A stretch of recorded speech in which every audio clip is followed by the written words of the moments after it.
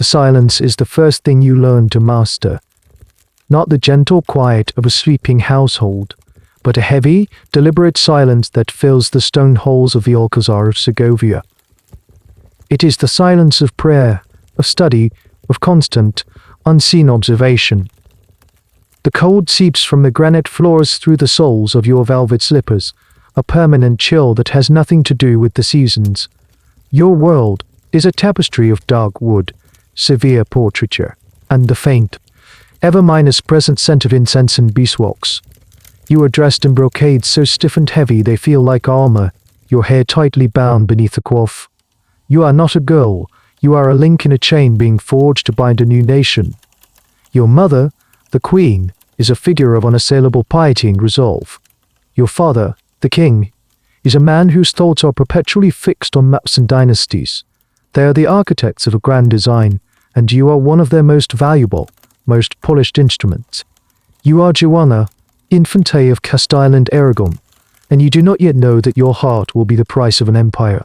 The historical record of this individual, later known as Joanna of Castile, begins not with an act of passion, but with a calculation of state. Before we unseal these forgotten records, consider this a moment to register your presence. A like serves as your signature, and a subscription grants you access to all future findings, provided you believe these stories must be unearthed. In the comments below, we invite you to share your thoughts on the most misunderstood figures in history. And now, the preamble is over. Let us turn to the primary sources and begin the slow work of reconstruction. Joanna was born on the 6th of November, 1479, in the city of Toledo. She was the third child and second daughter of the two most formidable monarchs of their age, Isabella I of Castile and Ferdinand I of Aragon. History would grant them the honorific, the Catholic monarchs, a title bestowed by the papacy in recognition of their consolidation of Catholic power on the Iberian Peninsula. Her birth occurred within a crucible of immense political and military transformation. The peninsula had been a fractured landscape of competing Christian kingdoms and the lingering presence of the Moorish Emirate of Granada in the south. The marriage of Isabella and Ferdinand in 1416 was the pivotal event that set the stage for a unified Spain, but it was a personal union of monarchs, not yet an institutional fusion of their realms. Castile and Aragon remained distinct political entities with their own laws, courts, and customs. The true unification of Spain would only be realized through their heir, the individual who would inherit both crowns. This political reality defined the existence of their children. Joanna entered a world where personal identity was entirely subordinate to dynastic utility. She was one of 5 surviving children, each a carefully considered asset in a grand strategic game. The line of succession placed her initially far from the throne. First was her elder sister Isabella, born in 1470. Then came the great hope of the dynasty, the male heir, John, Prince of Asturias, born in 1478 after Jar. Finally, Catherine in 1485, the future first wife of Henry VII of England. As the third child, Joanna's prescribed role was not to rule Spain, but to help secure it from abroad. The foreign policy of Ferdinand and Isabella was dominated by one central objective, the containment of their powerful northern neighbor, the Kingdom of France. To achieve this, they envisioned a network of alliances, sealed by the most durable bond available to Renaissance monarchs, marriage. Their children were the living threads they would use to weave this strategic web around their rival. The plan was comprehensive and continent-minus spanning. The eldest, Isabella, was married to the heir of Portugal, aiming to secure their western flank and potentially unify the entire peninsula. The youngest, Catherine, was sent to England to forge an alliance with the new Tudor dynasty. The heir, John, was to be married to Margaret of Austria, a daughter of Maximilian I, the Holy Roman Emperor. And Joanna was assigned the other half of this critical Habsburg pact. Her betrothal was to Margaret's brother, Philip, known to history as the Handsome. He was the Archduke of Austria, Duke of Burgundy, and ruler of the Burgundian Netherlands, which encompassed modern-day Belgium, the Netherlands, and Luxembourg. This was no minor alliance. The Habsburg domains were vast and wealthy, and a union with them would create a powerful axis between Spain and the heart of Central Europe, forming a formidable pincer around France. From the moment of her birth, therefore, Joanna's destiny was fixed. She was not the future Queen of Spain, but the future Archduchess of Austria and Duchess of Burgundy. Her value to her parents, to her family, and to the nascent state of Spain was measured entirely by her capacity to fulfill this diplomatic function. She was a princess of two crowns, Castile and Aragon, but her purpose was to serve as a bridge to a third, securing the future of her parents' unified kingdom through a strategic end. It was assumed dispassionate union in a foreign land. The creation of such a diplomatic instrument required a specific and exacting process of formation. The environment in which Joanna was raised was not the decadent, pleasure-seeking court of popular imagination. The itinerant court of Ferdinand and Isabella was a place of sober purpose, martial discipline, and profound religious devotion. It was constantly on the move, following the monarchs as they consolidated their power, prosecuted the final stages of the campaign against Granada, and administered their vast and complex territories. This was a working court, an administrative and military headquarters, as much as a royal residence. Frivolity was discouraged, and public displays of piety were the expected norm. The atmosphere was one of intense gravity, where every action, from morning prayers to evening audiences, was imbued with the weight of statecraft and divine mandate. The royal children were subjected to an educational program as rigorous and demanding as that of any male layer in Europe. The chief architect of this curriculum was Queen Isabella herself. A woman of formidable intellect and unwavering will, Isabella was a product of a turbulent youth that had taught her the necessity of discipline and education. Though her own formal learning in Latin was undertaken later in life, she became a passionate patron of Renaissance humanism in Spain, gathering scholars and artists to her court. She was determined that her children would possess the intellectual tools she had to acquire for herself. The Queen personally supervised their progress, ensuring that their spiritual and academic development met her exacting standards. The infantas were not to be mere decorative consorts, they were to be educated, astute women capable of navigating the treacherous political currents of the foreign courts to which they were destined, serving as intelligent partners to their husbands and worthy representatives of the Spanish crowns. Joanna's education was consequently broad and deep. She was instructed in the foundational languages of diplomacy, religion, and culture, Latin, the language of the church and scholarship, and French, the courtly tongue of Burgundy, where she was intended to preside. She mastered the Romance languages of her own homeland, Castellan and Catalan, and demonstrated a remarkable aptitude for her studies. The curriculum was steeped in the classics, history, and philosophy. She studied the laws and genealogies of the great houses of Europe, a practical necessity for understanding the web of alliances and rivalries that defined continental politics. Her tutors were among the most respected intellects of the age, including the humanist scholar Beatrice Galindo, known as La Latina for her mastery of the language, and Antonio Gerald Ianni, perhaps the most intellectually gifted of all her siblings. Alongside this robust academic training was an equally intense religious education. Life in Isabella's court was structured around the Catholic liturgy. Daily mass, confession, and the study of theological texts were integral parts of Joanna's routine. She was taught to view her future role, her marriage, and her very existence through the lens of divine will and dynastic duty. This profound piety, instilled from her earliest years, would become a central and defining feature of her character. Complementing these intellectual and spiritual pursuits were the requisite accomplishments of a Renaissance princess. She received training in music, particularly the clavichord, as well as courtly dance, embroidery, and needlework.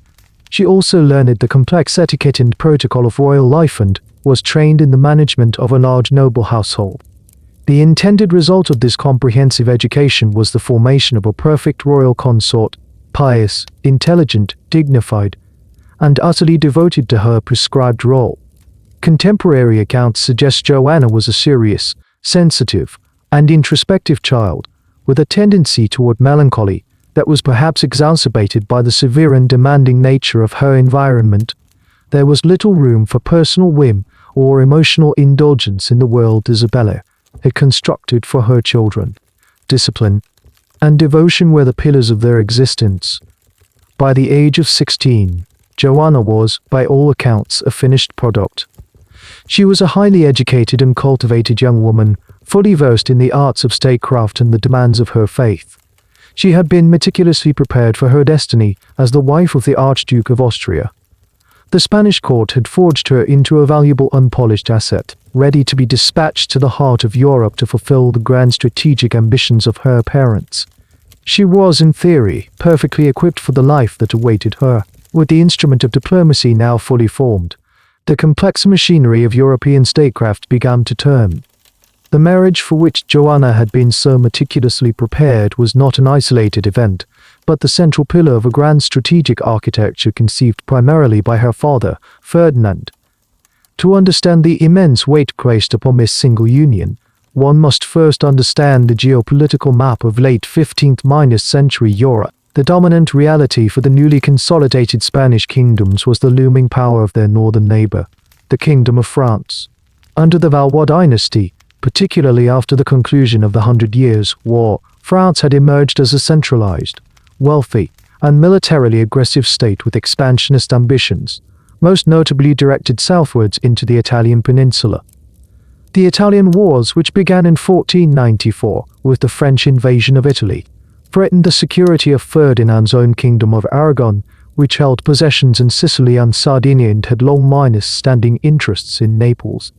Ferdinand, a master of Renaissance diplomacy, recognized that a direct military confrontation with France would be a costly and perilous undertaking. His strategy was therefore one of containment and encirclement. He envisioned a diplomatic cage built around France, a network of alliances that would hem in his rival and neutralize its power. Every one of his children's marriages was a bar in this cage. The union with Portugal secured his western flank. The betrothal of Catherine to the English heir was designed to create a hostile power on France's northern shore. But the masterstroke, the most critical component of this entire strategy, was the alliance with the House of Habsburg and its head, Maximilian I, the Holy Roman Emperor. Maximilian's interests were remarkably aligned with Ferdinand's. The Habsburgs were the other great rising power in Europe, and they too viewed French expansionism as the primary threat to their own ambitions. Maximilian's primary concern was the security of the Burgundian inheritance. His first wife, Mary of Burgundy, had been the sole heir to the vast and extraordinarily wealthy Burgundian lands, which included the prosperous cities of Flanders and the Low Countries. Upon her death in 1482, these territories passed to her young son, Philip, Joanna's intended husband. France had long coveted these lands and had already seized the Duchy of Burgundy proper. For Maximilian, an alliance with Spain was the perfect counterbalance to French pressure on his son's inheritance. Thus, the interests of Europe's two most cunning monarchs converged in perfect synergy. Negotiations culminated in a formal agreement in 1495, a pact of breathtaking ambition designed to fundamentally alter the balance of power on the continent. It was not a single marriage but a double one, what the Spanish called the double boda. This symmetrical arrangement was intended to bind the two dynasties together inextricably. While Joanna was to travel north to marry Philip the Handsome in the Low Countries, Philip's sister, Margaret of Austria, would simultaneously journey south to Spain to marry Joanna's brother, John, the Prince of Asturias and heir to both Castile and Aragon. This double bond would, in theory, create an unbreakable political and military axis running from Vienna to Toledo, a formidable block of power that would present France with a 2- front threat should it pursue any further aggression. For Joanna, this great Habsburg bargain was the moment her entire life had been building toward. She was the living embodiment of the alliance, the primary piece of currency in this monumental transaction. Her personal compatibility with Philip, her own desires, none of these were irrelevant variables in the calculations of her father and her future father in law. Her duty was singular and absolute, to marry Philip, produce heirs, and cement the Habsburg Charles de Mara alliance. The success of her mission would not be measured by the stability of her household, but by the security of her parents' kingdom. She was now, at the age of 16, to be dispatched from the familiar austerity of the Spanish court into the heart of a foreign culture, to a husband she had never met, in service of a geopolitical strategy that would shape the destiny of Europe. The bargain had been struck, and the price was her life as she knew it. In August of 1496, the theoretical calculations of the great Habsburg bargain were translated into the physical reality of a massive naval expedition.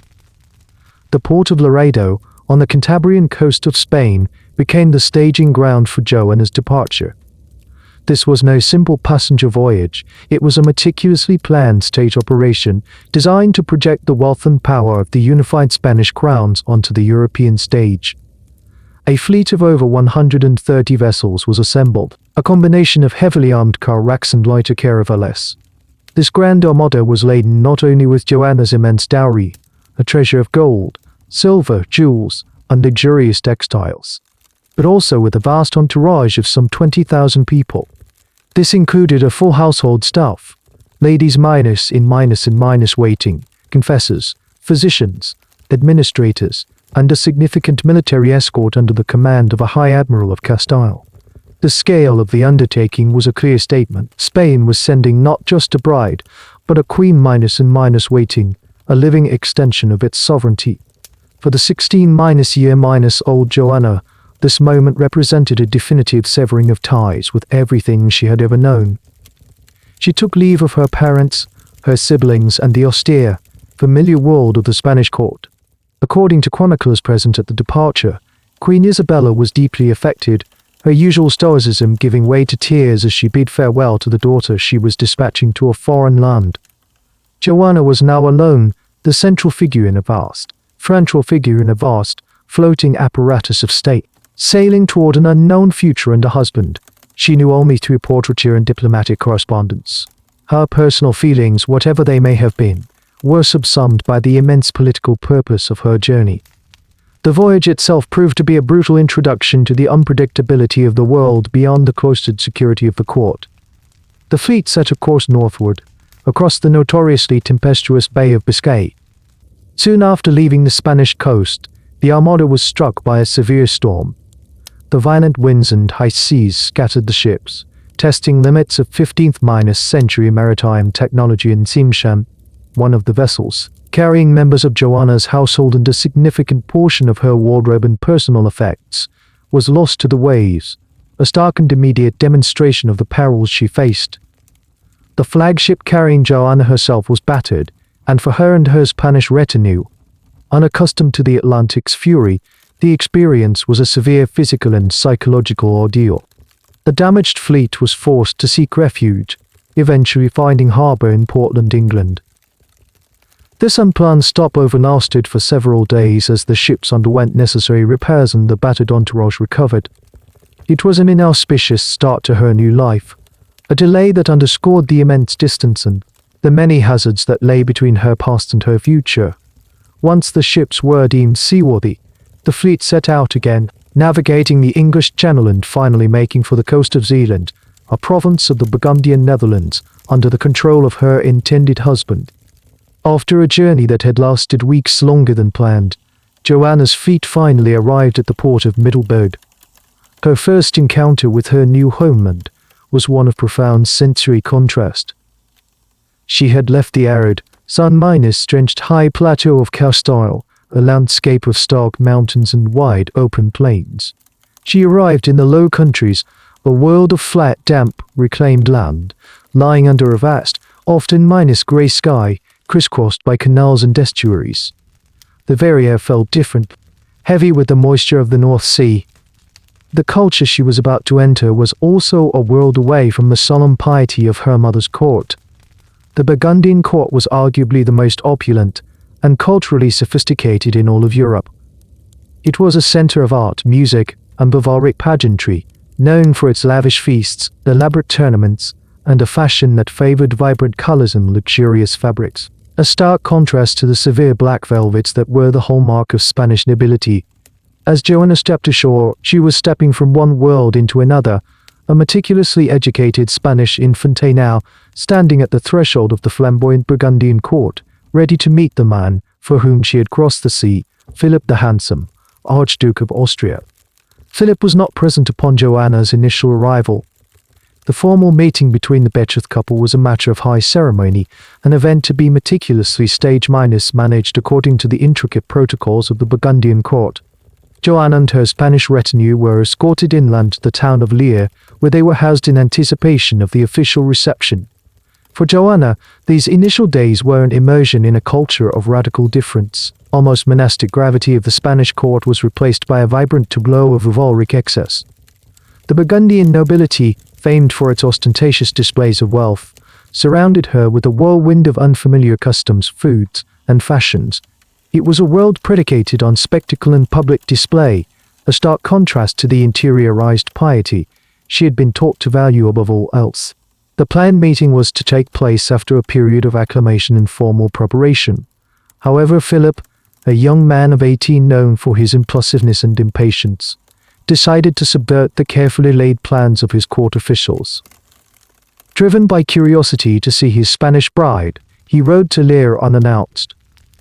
The historical record, colored by the romanticism of the era, describes their first encounter as an event of extraordinary and immediate consequence.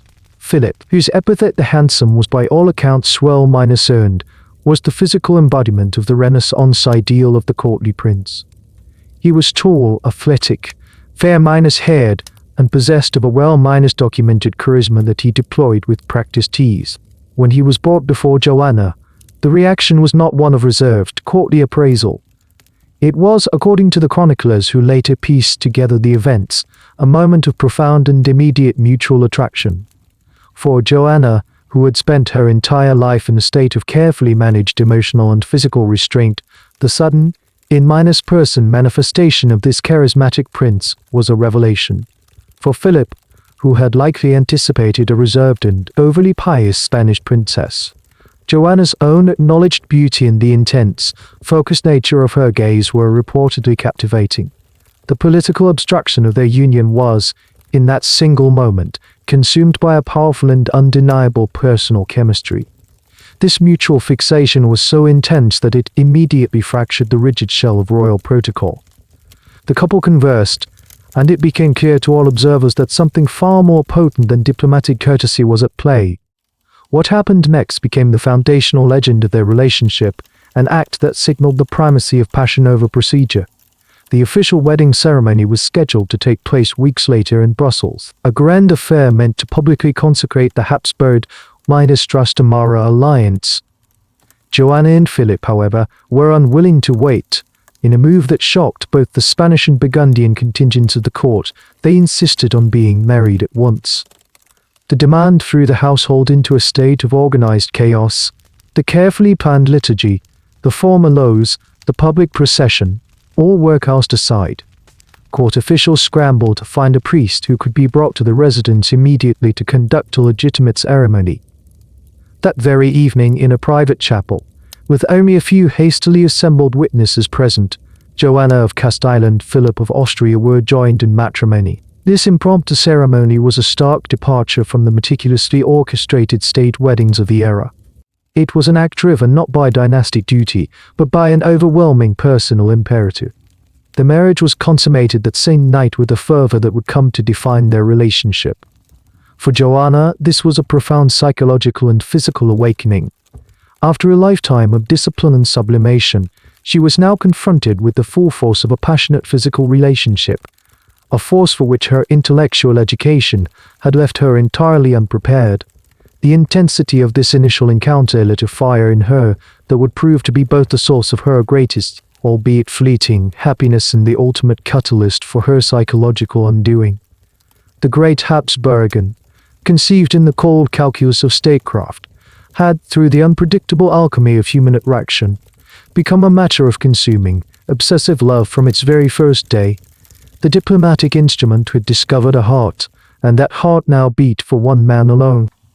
The intense private passion that had circumvented all public ceremony could not, however, remain shielded from the political and cultural realities of Joanna's new life. The impromptu wedding was an anomaly, a brief triumph for personal will over protocol. In its aftermath, the couple was thrust into the highly structured and public world of the Burgundian court, and it was here that the first fissures in their relationship began to appear. The cultural chasm between the world Joanna had left behind and the one she now inhabited was immense. The Spanish court of Ferdinand and Isabella was defined by its solemnity, its martial ethos. and a pervasive, almost severe piety. The Burgundian court, by contrast, was the European epicenter of chivalric romance, ostentatious display, and a more worldly, libertine approach to courtly life. It was a culture that celebrated beauty, pleasure, and performance, an environment for which Joanna's austere upbringing had prepared her in theory but not in spirit. At the center of this vibrant, pleasure-seeking world was Philip himself. He was the embodiment of his court's values, charming, athletic, and accustomed to a life of indulgence and admiration. He viewed his political duties as a necessary part of his station, but he did not allow them to impinge upon his personal freedoms. For Philip, marriage was a dynastic necessity, a political alliance that had been successfully concluded. He likely felt genuine affection and attraction for his young wife, but this did not, in his worldview, necessitate monogamy. It was common practice for a Renaissance prince of his standing to engage in extramarital affairs and to maintain a retinue of favorites and mistresses. This was not seen as a profound personal betrayal but as a perquisite of power and masculinity, a public demonstration of his virility and charm. For Joanna, this reality was incomprehensible and utterly devastating. Her love for Philip was not a matter of courtly affection or dynastic partnership, it was an all-consuming, absolute fixation. The passion that had been ignited on their wedding night had, in her mind, forged an exclusive and sacred bond. She had channeled the entirety of her intense, focused personality into her devotion to her husband. When Philip resumed the casual infidelities that were a normal part of his life, Joanna did not interpret them through the cynical lens of court politics. She experienced them as a series of profound, soul-crushing betrayals. Her education had taught her about theology, law, and diplomacy, but it had not equipped her to process the complex and painful emotion of jealousy. Her reaction was not one of quiet resignation or discreet political maneuvering, which might have been expected of a royal consort. Instead, her distress manifested in public and dramatic ways. Court chronicles and ambassadorial reports from the period begin to note her extreme possessiveness and emotional volatility. She would fly into rages, confronting Philip directly and publicly accusing his suspected lovers. These were not calculated political acts but raw, uncontrolled expressions of her emotional agony. In one notorious incident, she was reported to have physically attacked a lady in waiting she suspected of being her husband's mistress, cutting off the woman's hair in a fit of royal decorum. It shocked the Burgundian court, which prized elegance and emotional control. Instead of generating sympathy, her outbursts began to build a reputation for her as being unstable, hysterical, and dangerously unpredictable. Philip, for his part, reacted not with empathy but with frustration and a desire to control what he saw as his wife's embarrassing and politically damaging behavior. He began to isolate her. He correctly identified her Spanish entourage, her ladies waiting and confessors, who had accompanied her from Castile, as her primary source of emotional support and a reinforcement of her Spanish sensibilities. Viewing them as a negative influence, he systematically dismissed them, sending them back to Spain under various pretexts. This act, while politically pragmatic from his perspective, was devastating for Joanna. It stripped her of her last connection to home, leaving her utterly alone and emotionally stranded in a foreign court that was increasingly hostile and critical of her. She was now trapped within a gilded cage, surrounded by unimaginable luxury and wealth, but a prisoner of her husband's control and her own turbulent emotions, with no one to turn to for counsel or comfort. The initial dream of a passionate union was rapidly souring into a private nightmare of jealousy, confrontation, and profound alienation. Despite the escalating personal turmoil and the profound cultural dislocation, Joanna proceeded with dynastic precision. The passions that caused such private agony also for cause of the marriage contract, the production of heirs to secure the alliance. In the cold calculus of statecraft, the emotional state of the royal couple was secondary to their reproductive success. For Ferdinand, Isabella, and Maximilian, the reports of their children's strife were likely a distant concern compared to the far more urgent question of the succession. On this front, the union of Joanna and Philip was, for a time, an unqualified success. Theirs was a physically potent relationship, and its fruit was the continuation and potential expansion of two powerful dynasties. On the 15th of November, 1498, less than 2 years after her arrival in the Low Countries, Joanna gave birth to her first child, a daughter named Eleanor. The birth of a healthy child was a cause for official celebration in both Brussels and Toledo. While a male heir would have been preferred to secure the direct line of Burgundian inheritance, a princess was still a highly valuable political asset. From the moment of her birth, Eleanor was no longer merely an infant but a future bargaining chip in the intricate game of European matrimonial politics. Her future marriage could be used to forge a new alliance or reinforce an existing one. She was the first living embodiment of the Habsburg-Trastamara union, a concrete symbol of the future. The true consummation of the Great Habsburg bargain, however, occurred on the 24th of February, 1500, in the city of Ghent. Amidst a lavish court feast, Joanna went into labor and was delivered of a healthy son. He was named Charles, in honor of his great-grandfather, Charles the Bold, the last of the great Valois dukes of Burgundy. The birth of a male heir was an event of monumental political significance.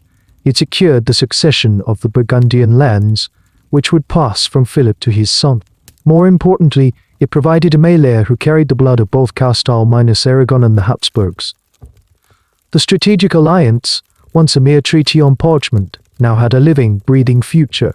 The celebrations that followed were extravagant, reflecting the immense relief and satisfaction of the Burgundian and Spanish courts.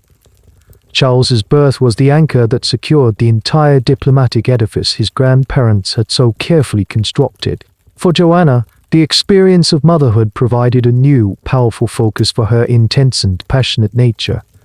Accounts from the period suggest she was a deeply devoted, almost fiercely protective mother. In her children, she found an object for her affection that was, unlike her husband, entirely her own. This maternal devotion, however, could also manifest in ways that the Burgundian court interpreted as further evidence of her emotional extremity. Her anxieties over their health and safety could appear excessive, another facet of the Spanish intensity that her new peers found so unsettling. For Philip, the birth of a son was the ultimate validation of his position. He had fulfilled his primary dynastic duty.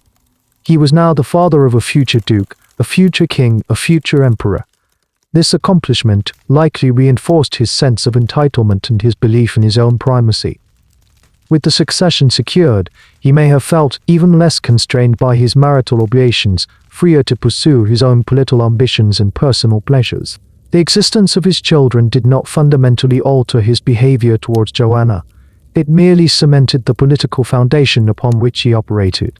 Another daughter, Isabella, followed in 1501 with each birth. The political value of the family unit increased. These children were not raised in a private domestic sphere. From their earliest moments, they were public figures, their lives belonging to the state. Their nurseries were, in effect, extensions of the chancellery. Discussions about their future betrothal began almost immediately. Charles, as the male heir, was the centerpiece of these long-term plans. Eleanor and Isabella were seen as future queens or duchesses. Their hands promised in infancy to seal treaties that would not come to fruition for decades. They were the ultimate political pawns, their identities and futures subordinate to the grand strategies conceived by their grandparents. While their existence provided Joanna with a source of profound emotional connection, it also inextricably tied her fate and her sanity to the political fortunes of a dynasty that viewed her and her children as instruments of power, first and foremost.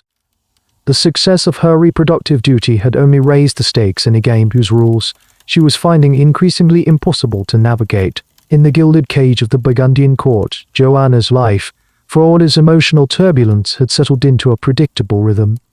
She was the arctiscus, a consort in a foreign land. Her primary function was to provide heirs for the Habsburg and Burgundian domains, a duty she had successfully fulfilled. The crown of Spain was a distant reality, an inheritance that belonged to her brother, John, the Prince of Asturias, the great hope of their parents' dynasty, and that of her children seemed inextricably linked to the Low Countries. Her role was to be a permanent and supportive fixture of her husband's court, securing the Spanish alliance from afar. This carefully constructed reality however, was about to be shattered by a series of events in Spain, a sequence of deaths that would, through a relentless process of elimination, fundamentally alter her destiny and place upon her shoulders a weight she was never intended to bear. The first blow fell in the autumn of 1497. The other half of the double border, the marriage of Joanna's brother John to Philip's sister, Margaret of Austria, had been celebrated in Spain with enormous pomp. This union was to be the cornerstone of the unified Spanish monarchy, but only 6 months after his wedding, Prince John, then just 19 years old, fell gravely ill. On the 4th of October, 1497, he died in Salamanca. A newly married male heir was a dynastic catastrophe of the highest order. For Ferdinand and Isabella, it was an almost unthinkable setback. All hope then rested on John's widow, Margaret, who was pregnant at the time of his death. The entire future of the Trastamara or dynasty hung on the outcome of her pregnancy. Several months later, Margaret went into labor and was delivered of a stillborn daughter. With this second loss, the direct male line of Ferdinand and Isabella was extinguished. The line of succession, therefore, was forced to divert. The inheritance now passed to their eldest daughter, Isabella of Aragon, who was already Queen of Portugal through her marriage to King Manuel I. In 1498, Isabella and Manuel travelled to Spain to be formally sworn in as the new heirs to Castile and Aragon by their respective Cortes, or parliaments. A new plan for the future began to form in the minds of the Catholic monarchs. A complete unification of the entire Iberian Peninsula through the offspring of this union. But this new hope was to be just as fleeting. On the 23rd of August, 1498, in Zaragoza, Queen Isabella of Portugal died, shortly after giving birth to a son. Her death was another grievous personal and political blow, but the infant, named Miguel de Paz, or Michael of Peace, survived. This tiny infant now embodied the grandest dynastic dream of his generation. He was the heir to 3 kingdoms, Castile, Aragon, and Portugal. His accession to all 3 thrones would create a single, unified Hispanic empire, a superpower dominating the peninsula and its burgeoning overseas discoveries. The infant Miguel was formally recognized as the rightful heir by the Cortes of Castile and Aragon, and by his father's kingdom of Portugal. The future of Iberia rested on the fragile life of this one small child. Then, in July of 1500, as he was being brought to Granada to be raised under the direct supervision of his grandparents, Ferdinand and Isabella, the infant Prince Miguel fell suddenly ill and died. He was not yet 2 years old. With his death, the dream of a peaceful, dynastic unification of Spain and Portugal evaporated. More immediately, the line of succession was once again violently rerouted. Almost methodical series of deaths had cleared every other candidate from the path to the throne. John was dead. His infant child was dead. Isabella of Portugal was dead. And now her son Miguel was also dead. By this brutal logic of attrition, the inheritance of the Spanish crowns now fell upon the next in line, Joanna. In the space of less than 3 years, she had been transformed from a distant consort into the undisputed heir to the most powerful throne in Europe. She was now Joanna, Princess of Asturias, the future Queen of Castile and Aragon. This sudden, unexpected inheritance was not a triumphant elevation. It was a seismic shift that upended her life and the lives of everyone around her. It made her husband, Philip, no longer just the ruler of Burgundy, but the future king minus consort of Spain. And it set the stage for a new and far more dangerous power struggle, one that would pit husband against wife and son minus in minus law against father, with the deeply unprepared Joanna standing squarely and perilously at the center. The news of Miguel's death reached the court in Brussels in late summer of 1500, transforming Joanna's status overnight. She was no longer a mere Octuscus. She was the Princess of Asturias, the heiress to the vast and wealthy kingdoms of Castile and Aragon, along with their expanding overseas territories. This elevation was a matter of immense political gravity, and it demanded an immediate and formal recognition. Her parents, Ferdinand and Isabella, summoned her and Philip to Spain. The purpose of this journey was twofold. Joanna was to be formally presented to the Cortes of both Castile and Aragon to swear her oath as the rightful heir, and Philip was to be recognized as her consort. This was not a family visit. It was a constitutional necessity, a public ritual to legitimize the new line of succession and ensure a smooth transfer of power in the future. The prospect of returning to Spain elicited a complex and conflicted reaction in Joanna. It was a return to her homeland, to the familiar world of her youth and the presence of her formidable mother. Yet, it also meant leaving her children, including the infant Charles, behind in the Low Countries. Philip, citing the rigors of the journey and the delicate health of the young children, insisted they remain in Mechlin, under the care of his sister, Margaret of Austria. This decision was a source of profound anguish for Joanna. The separation from her children, to whom she was intensely devoted, was a painful price to pay for the confirmation of her new status. For Philip, however, the journey was an unparalleled opportunity. He was on the cusp of becoming the effective ruler of one of Europe's great powers. His ambition, which had always been considerable, was now intensely focused on the Spanish inheritance. In the autumn of 1501, Joanna and Philip began their long overland journey from Brussels to Spain. They traveled not as a private couple but as a royal procession, their retinue a vast and glittering display of Burgundian wealth and power. They passed through France, where they were received with elaborate ceremony by the French king, Louis XVI, at his court in Blois. This leg of the journey was a delicate diplomatic dance. Philip was technically a vassal of the French king for some of his land, and the entire Habsburg-Trastamara alliance was predicated on containing French power. The lavish hospitality masked a deep-seated political rivalry. After months of travel, the royal party finally crossed the Pyrenees and entered Spain in January of 1502. The reception was a study in contrasts. The Spanish nobility, accustomed to the austere and sober style of their own monarchs, were taken aback by the flamboyant extravagance of the Burgundian court that accompanied Philip. The vibrant colors, the rich fabrics, the courtly manners, and the sheer ostentation of Philip's followers clashed with the severe, martial dignity of the Castilian grandees. It was a visual representation of the cultural chasm that separated the two worlds. The central business of the visit began in Toledo, the ancient capital of Castile. There, on the 22nd of May, 1502, in a solemn ceremony before the assembled Cortes of Castile, Joanna was formally proclaimed Princess of Asturias and heiress to the Castilian throne. She swore the required oaths to uphold the laws and customs of the kingdom. Philip, in turn, was recognized as her consort. The same ritual was repeated later that year in Zaragoza before the Cortes of Aragon. The constitutional requirements had been met. The succession was, in theory, secure. But beneath the surface of these formal ceremonies, severe tensions were building. Philip's charm and charisma, so effective in the Burgundian court, did not play well in the more rigid and formal Spanish environment.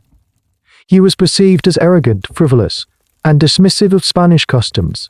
He made little effort to speak Castilian and surrounded himself exclusively with his Flemish advisors and courtiers, treating the Spanish nobility with a thinly veiled condescension. This behavior deeply alienated the very people whose support he would need to rule.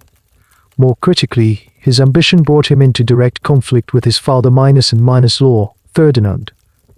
The two men were polar opposites in temperament and political style.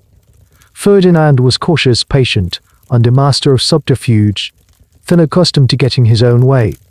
From the moment Philip arrived in Spain, a silent power struggle began. Ferdinand observed Philip's surplus and public reactions to them. He also saw Philip's blatant eagerness to rule. He began to form the opinion that his son -in-law was a dangerous and unreliable upstart, and that his own daughter was becoming alarmingly unstable.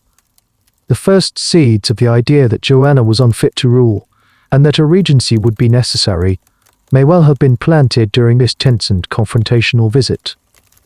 The journey to secure her inheritance had, paradoxically, begun the very process that would ultimately strip it from her. The formal recognition of her status as heir did little to alleviate the deep-seated tensions within the royal family. For Philip, the extended stay in Spain was a tedious and frustrating obligation. Having secured the titles for himself and his wife, he grew increasingly impatient with the somber formality of the Spanish court and the constant, watchful presence of his father -in-law. He longed to return to his own domains in the Low Countries, a world where he was the undisputed master and could indulge his preferred lifestyle of tournaments, hunts and courtly pleasures. His open disdain for Spanish customs and his continued pursuit of marital infidelities placed Joanna in an impossible position, caught between her all-consuming devotion to a husband who wished to leave and her duty to her parents, who demanded she stay. The situation was further complicated by her fourth pregnancy. By the end of 1503, Philip's patience was exhausted. In a move of profound political and personal callousness, he announced his intention to return to Flanders, with or without his wife. Ferdinand and Isabella were aghast. For the heir to the throne to abandon the kingdom, leaving behind a pregnant wife, was a grave insult and a destabilizing act. They implored Joanna to remain in Spain, to fulfill her due to irreconcilable loyalties. Torn between two irreconcilable loyalties, Joanna was thrown into a state of profound psychological distress. Ultimately, Philip departed in December 1503, leaving Joanna behind in Spain. She gave birth to their second son, Ferdinand, in March 1504, an infant her husband would not see for years. The separation from Philip had a devastating effect on Joanna. Her anxiety and desperation escalated into public displays of extreme agitation. Reports from the court at Medina del Campo describe her as inconsolable, prone to fits of weeping, and consumed by a frantic desire to rejoin her husband. In one well-documented episode, she demanded to be allowed to leave, and when refused, she remained at the castle gates for a day and a night, heedless of the freezing cold, refusing all entreaties to return inside until she collapsed from exhaustion. These were not the actions of a calculating political operator, but of a mind unraveling under unbearable emotional pressure. For her mother, Queen Isabella, whose own health was now in a state of terminal decline, witnessing her daughter's public breakdown was the final, tragic burden of her reign. Isabella of Castile, the forged anvil of the Spanish state, had been suffering for years, likely from uterine cancer. The turmoil surrounding her daughter's inheritance, the arrogance of her son Minos and Minos Lord, the terrifying instability of her own child, weighed heavily upon her. Throughout the autumn of 1504, it became clear that the end was near. From her deathbed in the royal palace at Medina del Campo, the queen dedicated her final energies to the most critical task remaining, securing the future of the kingdom she had spent her life building. She dictated her last will and testament, a document that would become one of the most consequential and controversial in Spanish history. The will stipulated that Philip was to be recognized only as King Minos' consort. He was to enjoy the title of king, but his authority was to be entirely derived from his wife. He was granted no independent power to govern, to make appointments, or to control the treasury. This was a direct and deliberate check on the ambitions of a son Minos and Minos' law she deeply distrusted. But the true masterstroke, the provision that would shape the rest of Joanna's life, was a codicil added just days before her death. It addressed the very issue that had been consuming the court, Joanna's fitness to rule. The codicil stated that in the event that Joanna was absent from the kingdom, or if she should be unwilling to or unable to exercise the governance of it, then the regency of Castile would fall not to her husband Philip, but to her father, King Ferdinand of Aragon. He was to govern in her name until her eldest son and heir, Charles, reached the age of 20 and could assume the responsibility himself. The language was a masterpiece of deliberate ambiguity. What constituted being unwillable? Who was to make that determination? The clause did not specify. In effect, Isabella had done two things simultaneously. She had legally crowned her daughter as queen, but she had also handed her father the perfect legal instrument with which to depose her. The will was a mother's desperate attempt to protect her kingdom from a feckless foreign prince, but in doing so, she had codified the suspicion of her own daughter's incapacity, turning it from a private concern into a matter of constitutional law. The queen was dead. Long live the queen. But her reign began under a shadow with a document that served as both her crown and the warrant for her future imprisonment. The death of Queen Isabella did not bring clarity. It unleashed a constitutional crisis. Her will, intended to preserve the stability of her kingdom, instead became the legal blueprint for its division. In the immediate aftermath of her passing, three figures emerged, as the poles of power around which the fate of Castile would now revolve. The first was Joanna, the de jure sovereign, the source from which all legal authority now flowed. The second was her father, Ferdinand, the King of Aragon, and, by the controversial codicil of his late wife's will, the designated regent of Castile.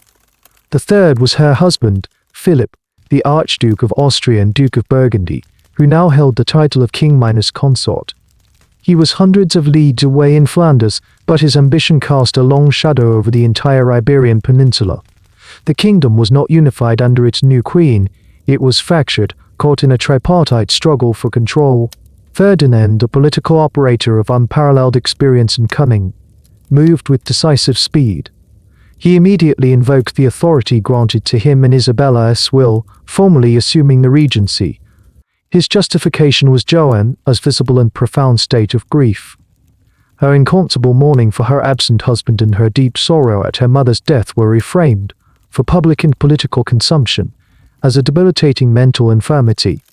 Her emotional distress was presented as legal incapacity, the precise condition being unable to exercise the governance that the will's codicil had been designed to address. To secure his position, Ferdinand effectively placed his own daughter under house arrest in the formidable castle of Lomote in Medina del Campo.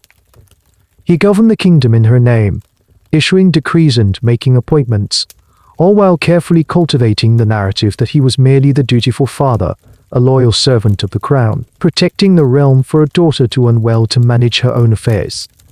This conflict between the two men would have been a mere dynastic squabble had it not fractured political landscape of Castile itself.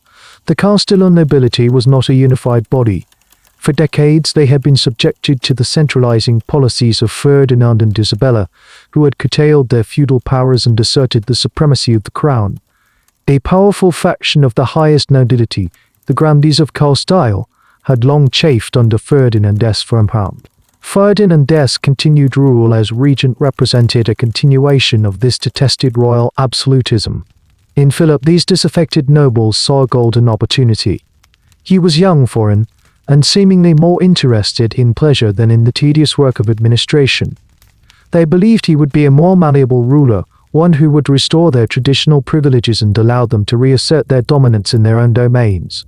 A pro-Philip party began to coalesce within Castile, led by some of the most powerful families in the kingdom, such as the Duke of Najera and the Marquis of Villena. They entered into secret correspondence with Philip, pledging their allegiance and urging him to come to Spain to claim his wife's throne and liberate her from her father's control. Ferdinand, in turn, retained the loyalty of many of the lesser nobles, the powerful church hierarchy, and the towns, which had prospered under the stability and order of his long reign. The kingdom was thus polarized, with factions aligning themselves behind the two rival kings, one in residence and one in exile. At the center of this storm was Joanna the Queen. She was the prize, the source of legitimacy that both her father and her husband sought to control. Her own desires were radically simple and apolitical. She wanted to be reunited with Philip. Her father's confinement of her only intensified this longing, which Philip's supporters skillfully exploited as proof of Ferdinand's tyranny. Joanna was neither a strategist nor a politician. She was a woman consumed by what the court now universally regarded as a morbid and obsessive love. She remained in the cold stone fortress of Lomote, the legal ruler of Castile, yet a powerless pawn had aimed for her own crown. Her name was on every official document, invoked by both sides to justify their actions, but her voice was unheard. The kingdom was now perilously divided, teetering on the brink of civil war. Governed by a regent in the name of a queen he held captive, and claimed by a king minus consort, who was preparing an army to seize it. The fragile peace that followed Isabella's death quickly dissolved as Philip, now styling himself King of Castile, actively challenged Ferdinand's regency. His ambition, combined with his charismatic appeal to a faction of the Castilian nobility, transformed the succession dispute into a direct confrontation. Philip's strategy was clear. He needed to assert his physical presence in Castile, rally his supporters, and present a fait accompli to the realm. he and Joanna embarked on their second journey to Spain, this time not as returning heirs but as claimants to a disputed throne. This voyage, however, would be even more fraught with peril than their first. Departing from the Netherlands, Philip chose a sea route, aiming to land directly on the Castilian coast. The journey across the Bay of Biscay proved disastrous. Their fleet was battered by a series of violent storms, reminiscent of Joanna's first crossing a decade prior. Several ships were lost, and the royal couple's own vessel was forced to seek refuge, eventually making an emergency landing in England. This unexpected stopover brought them to the court of Philip's brother Law, King Henry VII, a shrewd and cautious monarch who seized the opportunity to extract political concessions. Philip was effectively held hostage for several weeks, forced to sign treaties that benefited England, including the so-called Malus Intercursus, which heavily favoured English merchants, and to surrender the Burgundian exile Edmund de Leopold to Henry. This humiliating delay demonstrated Philip's impulsiveness and lack of diplomatic foresight. After finally being allowed to depart England, Philip and Joanna sailed for Spain, landing in A Coruña in April 1506. Their arrival was met with an immediate surge of support from the disaffected Castilian nobility, who had aligned with Philip against Ferdinand. Powerful magnates, eager to curtail the centralizing authority of Ferdinand, flocked to Philip's banner, offering their allegiance and their military resources. Philip, with Joanna by his side, began a triumphal progress through northern Castile, his court swelling with eager Castilian nobles. The presence of Joanna, the legitimate queen, was crucial to Philip's strategy. Her name and her physical presence lent an unassailable legitimacy to his claim, effectively neutralizing Ferdinand's regency. Ferdinand, despite his considerable political acumen, found himself in a precarious position. The tide of noble support was clearly turning against him. He could not risk open civil war, as his own Aragonese forces were numerically inferior to the combined strength of the Castilian grandees, now rallying behind Philip. More importantly, he needed to avoid being seen as directly challenging the authority of his own daughter, the true queen. His only leverage was Joanna's perceived instability, and even that was undermined by her public appearances at Philip's side. Ferdinand attempted to negotiate. He proposed a division of power, suggesting a tripartite government with himself, Philip, and Joanna sharing authority. Philip, buoyed by his growing support, contemptuously rejected these overtures. He saw no reason to share power when he believed he could claim it all. At an increasingly tense meeting between the two men, known as the Concord of Villa Fala in June 1506, Ferdinand was forced into a humiliating retreat. Under immense pressure, he formally renounced his regency of Castile and effectively ceded control of the kingdom to Philip. In return, he secured an agreement that his private revenues from Castile would be respected, and that he would retain control of the revenues from the Grand Master ships of the powerful military orders. Critically, Ferdinand extracted a private promise from Philip that he would continue to protect his daughter's rights and maintain her position as queen proprietor. The Concord of Villa Fala was a victory for Philip, but a complex one. He had effectively removed Ferdinand from power in Castile. He now had the public allegiance of the most powerful Castilian nobles and the title of king. Joanna, however, remained the true sovereign, and Philip's legal authority flowed through her. For Philip, this was a minor inconvenience. He was likely preparing to address by subtly undermining Joanna's position, further solidifying the narrative of her madness and seizing full, independent control.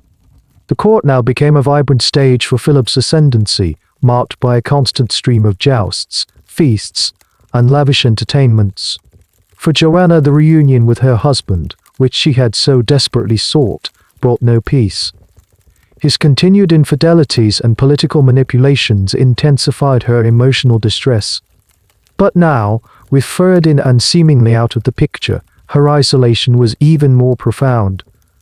Philip had won the initial round, but his victory was predicated on the continued, fragile legitimacy of his wife, a legitimacy he was simultaneously eroding. The stage was set for the next, even more dramatic, act in this unfolding tragedy. Philip's ascendancy in Castile, achieved through a combination of personal charisma and the calculated betrayal of his wife's trust, was to be a brief and brilliant affair.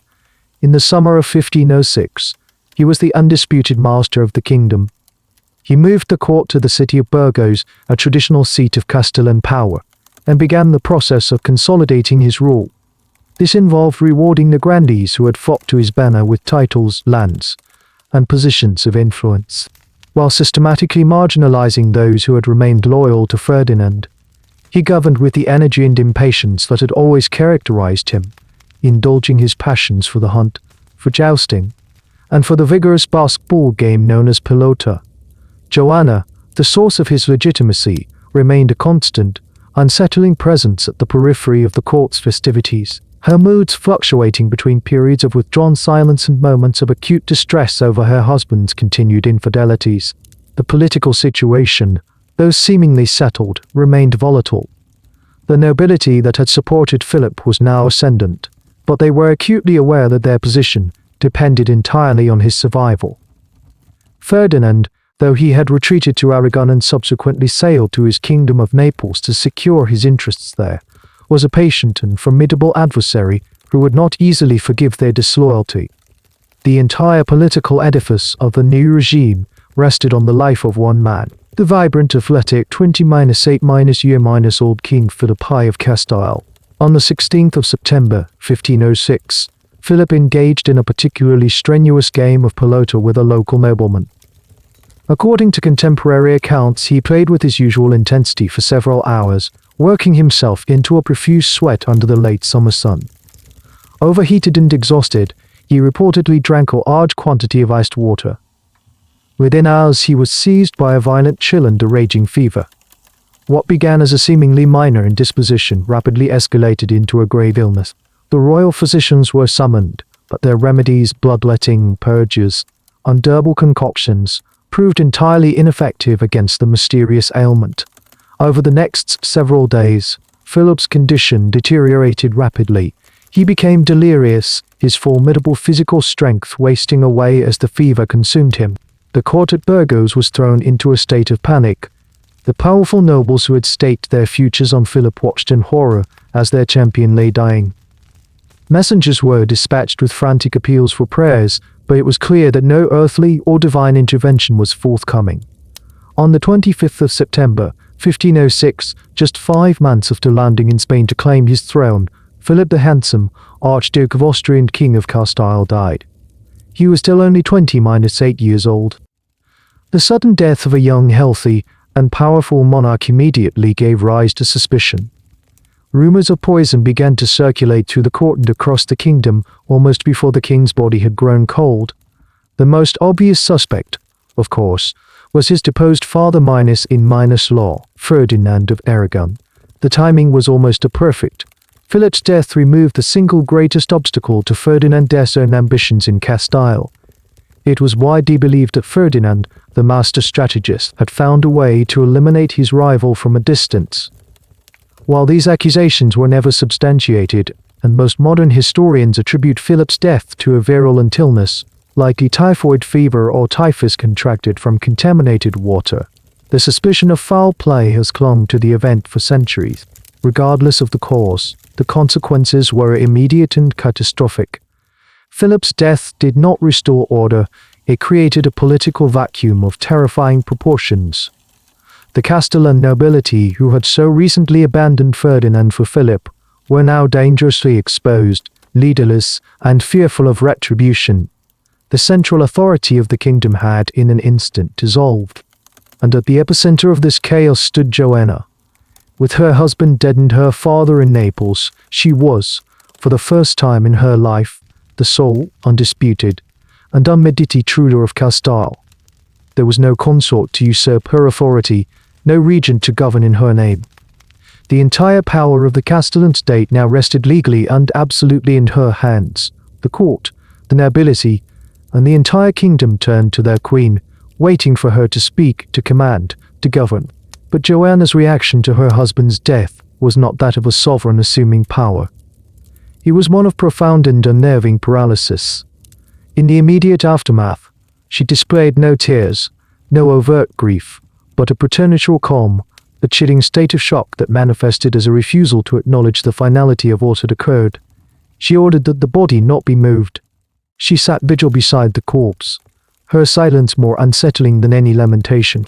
The political crisis of the state was about to be eclipsed by the psychological crisis of its queen, a crisis that would find its first, most morbid expression in her relationship with her husband's dead body. The immediate aftermath of Philip's death was a study in paralysis. While the court nobility devolved into a state of barely concealed panic, Joanna, the new absolute sovereign of Castile, retreated into a state of profound and unnerving quietude. Her previous emotional displays, the public rages, the frantic weeping, vanished, replaced by a preternatural calm that was, to the courtiers who observed it, far more disturbing than any outburst of grief. She did not weep, she watched. She sat beside the bed where her husband's body lay, her gaze fixed and unwavering. She seemed to be waiting, as if anticipating that he might simply awaken from a deep slumber. This silent, intense vigil was her first act as sole ruler, and it was an act of profound inaction that brought the entire machinery of state to a grinding halt. The royal council, a body composed of the most powerful archibalds and grandees of the realm, understood the urgent necessity of procedure. The death of a king demanded a swift and orderly sequence of events: the official proclamation of the heir, the arrangements for a state funeral, and the interment of the royal corpse. These rituals were not mere ceremony, they were the essential constitutional acts that ensured the continuity of power and the stability of the kingdom. The council cautiously approached the queen, urging her to sign the necessary orders to begin the embalming and to make arrangements for the funeral procession to the royal crypt in Granada, where her mother Isabella was buried. It was here that Joanna's passive vigil transformed into active, implacable resistance. She refused. Her refusal was not accompanied by hysterics or argument, it was a simple, absolute. The body was not to be moved. The funeral would not take place. She gave no reason, offered no explanation. She simply forbade it. This single decree created an unprecedented constitutional crisis. The council could not act without the Queen's authority, and the Queen's sole command was that nothing be done. The kingdom was now in a state of surreal limbo. Its former king lay dead and unburied, and its living queen refused to govern. Her entire will focused on preventing the final, symbolic act of his passing. As days turned into a week, the practical and grotesque reality of the situation became unavoidable. The body of the late king had to be preserved. With the Queen's reluctant but necessary consent, the royal physicians were permitted to carry out the process of embalming. This macabre procedure took place under Joanna's direct and unblinking supervision. According to the chronicles of the court, she watched every incision, every step of the evisceration and preservation, her composure never breaking. It was a clinical, almost proprietary interest, as if she were overseeing the maintenance of a precious possession rather than mourning the loss of a husband. Once the body was embalmed and dressed in state robes, it was placed in a lead-lined coffin, which was itself encased in a more ornate outer casket. This coffin became the new focus of Joanna's existence. She ordered it to be brought from the death chamber and placed in the main hall of the palace in Burgos, where it could be constantly observed. A perpetual vigil was established, with monks from the nearby Carthusian monastery of Miraflores chanting the office of the dead around the clock. Joanna herself was almost never absent. She would sit by the coffin for hours on end, sometimes speaking to it in low tones, sometimes caressing the cold wood of the casket. During this period, one of the most aspects of her behavior emerged. Joanna developed an intense, almost violent aversion to the presence of other women near the coffin. She forbade any and all female attendants, including her own ladies minus waiting, from entering the vigil chamber. In one instance, when a group of nuns arrived to offer their prayers, she flew into a rage and had them forcibly ejected. This behavior was widely interpreted as a posthumous extension of the jealousy that had tormented her during Philip's life. Even in death, she could not bear the thought of another woman near him. Her possessiveness had transcended the boundary of life itself, fastening onto the lifeless shell of the man she had loved. For the ruling council, this behavior was the final, irrefutable proof of her incapacity. Her grief was not a recognizable human emotion, it was a morbid fixation that had rendered her utterly incapable of attending to the urgent needs of the kingdom. While their queen communed with the corpse, The countryside was descending into anarchy as nobles began to settle old scores, and the cities grew restive with uncertainty. Every plea for her to address matters of state was met with indifference. Her reality had shrunk to the dimensions of a single room and the coffin it contained. The narrative of Joanna the Mad, once a useful political slander, was now becoming an observable, terrifying reality in the eyes of the Castellan elite. Her refusal to bury her husband was not just an act of a grieving widow, it was the act that was burying her kingdom. The static, claustrophobic vigil in Burgos could not be maintained indefinitely. The pressures of both biology and politics began to intrude upon Jo, and as hermetically sealed world of grief. A severe outbreak of plague swept through the city in the late autumn of 1506, lending an air of genuine urgency to the council's pleas for the court to relocate. Faced with this undeniable external threat, Joanna finally acquiesced. She would leave Burgos, but on her own terms and according to her own singular, morbid logic. Her stated destination was Granada, the city where her parents had intended the new royal mausoleum to be built. She would, she declared, personally escort her husband's body to its final resting place beside her mother. This provided a veneer of pious intention to what would become one of the most bizarre and unnerving episodes in the history of European royalty. In December of 1506, as winter began to grip the high plains of Castile, the funeral procession finally departed from Burgos. It was a spectacle of a singular and morbid character, less a royal progress and more a spectral pilgrimage. At its heart was the ornate coffin containing the body of Philip, borne on a carriage drawn by 4 black horses. It was accompanied by a solemn phalanx of courtiers, guards, and chanting monks. And at the head of this grim assembly rode the Queen of Castile, dressed in the deepest mourning, her face a pale and impassive mask. The journey was governed by a set of rigid, idiosyncratic protocols dictated by Joanna herself. The first and most striking of these was that the procession would travel only by night. Citing a biblical passage that a widow who has lost the son of her life should not see the sun of the day, she insisted that the entire cortege remain stationary from sunrise to sunset, taking shelter in whatever monastery, castle, or village they happened to be near. Only after dusk would the torches be lit. The monks would resume their funeral chants, and the slow, shuffling march would recommence, a river of flickering light moving through the blackness of the Castellan countryside. The second rule, a continuation of her obsession in Burgos, was the absolute prohibition of women from the immediate vicinity of the coffin. The procession was an exclusively male domain, a mobile monastery of grief centered on her husband's remains. At each stop along the way, in the cool chapels of rural monasteries or the hastily cleared halls of local lords, a ritual of unsettling intimacy was performed. Joanna would order the lead-lined casket to be opened so that she could verify its contents were undisturbed. She would gaze upon the embalmed, deteriorating face of her husband, her expression betraying no disgust or sorrow, only an intense, proprietary focus. According to multiple eyewitness accounts, which were dutifully recorded by the horrified courtiers and sent in secret dispatches across the kingdom, she was often observed to touch his feet or caress the cloth in which he was shrouded. These moments were not public displays of grief but private, almost clinical inspections, acts that blurred the line between devotion and a profound psychological aberration. The procession moved with no urgency, its pace dictated by the Queen's whim. It meandered south across the Douro River, a spectral sight that inspired a mixture of awe, pity, and terror in the rural populace. Imagine the scene from the perspective of a Castellan peasant. In the dead of a winter night, a long line of torches appears on the horizon, the sound of Latin chants carried on the wind, and at its center, the Queen of the realm, her face illuminated by the flickering light, leading the corpse of her husband on a journey to nowhere. The story of Juana la Loca, the Mad Queen, was no longer a piece of court gossip. It was a legend being written in real time across the very landscape of her kingdom. The journey continued in this manner for months. They spent a significant period in the town of Torquemada, where the macabre nightly rituals continued to unnerve her attendants and solidify her reputation for insanity. The initial goal of reaching Granada seemed to recede into an abstract impossibility. The procession was not a means to an end. It had become an end in itself, a permanent state of mobile mourning.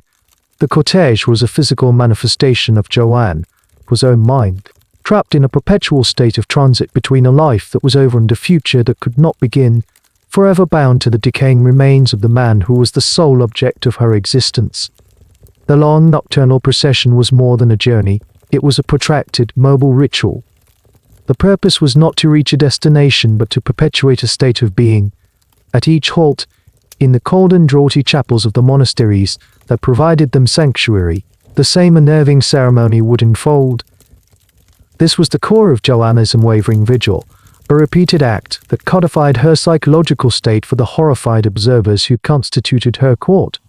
It was a ritual of confirmation, possession, and a desperate, pathological denial of finality. Once the cortege had settled for the day, Joanna would command the clearing of the space around her husband's bier. Under her direct and silent supervision, the heavy lid of the ornate outer casket would be lifted. Then, the seals on the inner lead-lined coffin would be broken. As the lid was raised, the assembled courtiers and clergy would be confronted once more with the sight of their embalmed king. Joanna, however, displayed no revulsion.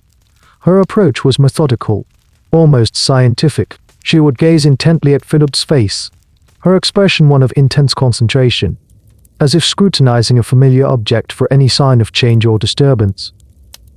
The primary sources, the letters and chronicles written by men like Peter Martyr and Hire, record that she would frequently reach into the coffin. She would touch his feet, reportedly to reassure herself that this was indeed her husband and not some effigy substituted in his place, smoothing the fabric with a tenderness that was profoundly at odds with the grotesque reality of the situation. These repeated viewings served multiple psychological functions. On one level, they were an extreme manifestation of her possessiveness. By personally verifying the contents of the coffin, she was ensuring that no one had tampered with or stolen the body, the ultimate and final possession she had of him. On a deeper level, it was a refusal to allow the process of memory to begin. By constantly refreshing the visual, somatic reality of the corpse, she prevented Philip from becoming a figure of the past. He remained a physical presence in her present, albeit a silent and immobile one. In her mind, between deep sleep and death seemed to have been deliberately blurred. She was not mourning a dead husband, she was watching over a sleeping one, waiting for an awakening that would never come. This period of the procession also coincided with another profound biological reality. Joanna was pregnant. Throughout this entire morbid journey, through the bitter Castilian winter, she was carrying her sixth and final child. In January of 1507, in the village of Torquemada, she gave birth to a daughter who would be named Catherine, after her own youngest sister, the Queen of England. The birth of a new life in the midst of this obsessive communion with death is a detail of almost unbearable poignancy. It did not, however, break the spell. Soon after recovering from childbirth, the nocturnal procession resumed, now with a royal infant in its train. Joanna's maternal duties were performed, but they did not displace or diminish her primary, all-minus consuming focus on the coffin and its occupant. The ritualistic exclusion of other women continued with undiminished ferocity. The birth of her daughter required the presence of midwives and female attendants, but they were kept at a strict distance from the chamber where the coffin was housed. Her jealousy, a force powerful enough to provoke her to violence in Philip's life, had now transformed into a form of posthumous fidelity, a guarding of his remains against the perceived threat of any female presence, living or dead. Targeted prohibition was one of the most convincing pieces of evidence for contemporary observers that her behavior was not rooted in conventional grief or piety, but in the same disordered passions that had defined her marriage. For the members of the royal council who accompanied this spectral court, the situation was untenable. They were the nominal government of a kingdom, yet their days were spent as unwilling participants in the private obsession of their queen. They pleaded with her to establish a regency council, to sign decrees, to address the growing lawlessness in the kingdom.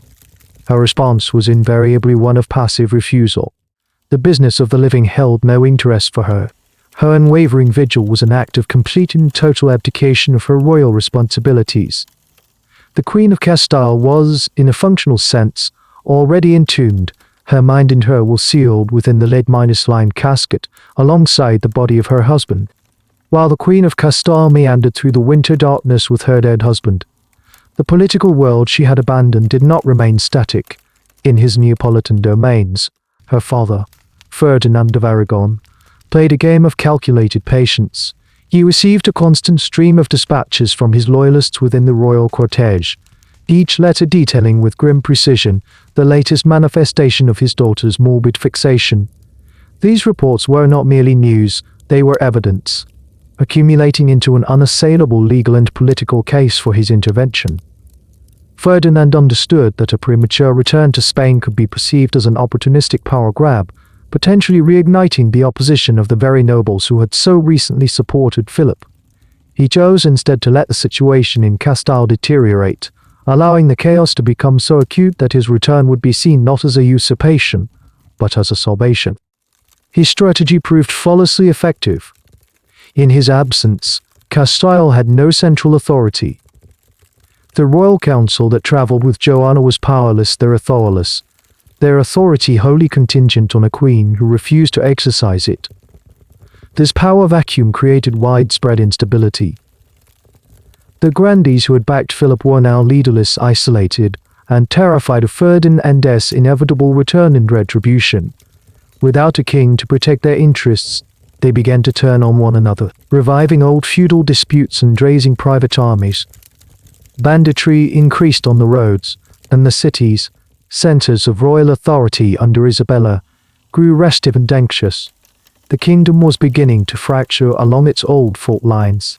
The one stabilizing force was Francisco Jimenez de Cisneros, the Archbishop of Toledo and Primate of Spain. A man of immense piety and political skill, Cisneros had been a loyal servant of Isabella and viewed the preservation of royal authority and the unity of Castile as his paramount duty. He formed a provisional regency council to manage the day-day administration of the kingdom, but he knew this was a temporary solution. Cisneros recognized that only Ferdinand possessed the experience, the authority, and the legitimacy to restore order. He began to correspond with the Aragonese king, urging his return and effectively acting as his agent in Castile, preparing the political ground for his assumption of power. The very nobles who had once plotted against Ferdinand now saw him as their only hope for stability and, more importantly, for a pardon. In the summer of 1507, with the kingdom primed for his arrival, Ferdinand sailed from Naples and landed in Valencia. His return was not that of a conqueror, but of a bereaved father and a reluctant statesman.